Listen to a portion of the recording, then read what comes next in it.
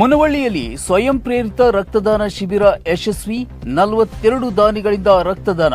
ಮಾನವೀಯ ಸೇವೆಗೆ ಸಾರ್ವಜನಿಕರ ಮೆಚ್ಚುಗೆ.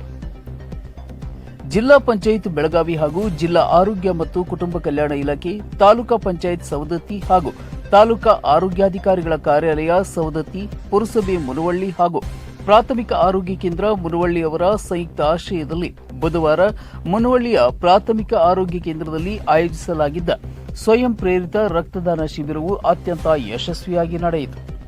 ಸುಮಾರು 40ಕ್ಕೂ ಹೆಚ್ಚಿನ ಯುವಕರು ಹಾಗೂ ಸಾರ್ವಜನಿಕರು ಸ್ವಯಂ ಪ್ರೇರಿತರಾಗಿ ರಕ್ತದಾನ ಮಾಡುವ ಮೂಲಕ ಮಾನವೀಯ ಸೇವೆಯ ಮಹತ್ವ ಸಾರಿದರು.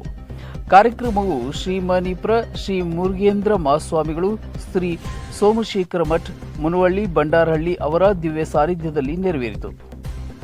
ಆಶೀರ್ವಚನ ನೀಡಿದ ಅವರು, ರಕ್ತದಾನವು ಜೀವದಾನವಾದ ಸಮಾನಕ್ಕೆ ಮಹಾದಾನ.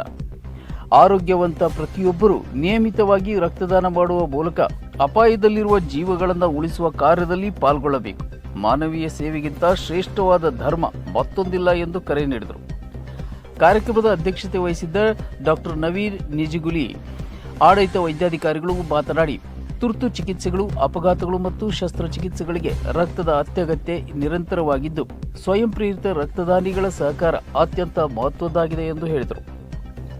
ಕಾರ್ಯಕ್ರಮ ಉದ್ಘಾಟಿಸಿದ ಪುರಸಭೆ ಅಧ್ಯಕ್ಷ ಶ್ರೀ ಈಶ್ವರ್ ಕರಿಕಟ್ಟಿ ಹಾಗೂ ಪುರಸಭೆಯ ಮುಖ್ಯಾಧಿಕಾರಿ ಶ್ರೀ ಮಹೇಂದ್ರ ತಿಮ್ಮಾನಿ ಮಾತನಾಡಿ, ಸಮಾಜದ ಹಿತಕ್ಕಾಗಿ ಇಂತಹ ಸೇವಾ ಕಾರ್ಯಗಳನ್ನು ಆಯೋಜಿಸುತ್ತಿರುವ ಸಂಘಟನೆಗಳ ಕಾರ್ಯ ಶ್ಲಾಘನೀಯವಾಗಿದ್ದು, ಯುವ ಜನರು ಹೆಚ್ಚಿನ ಸಂಖ್ಯೆಯಲ್ಲಿ ಇಂತಹ ಸಮಾಜಮುಖಿ ಕಾರ್ಯಕ್ರಮದಲ್ಲಿ ಭಾಗವಹಿಸಬೇಕೆಂದು ಹೇಳಿದರು.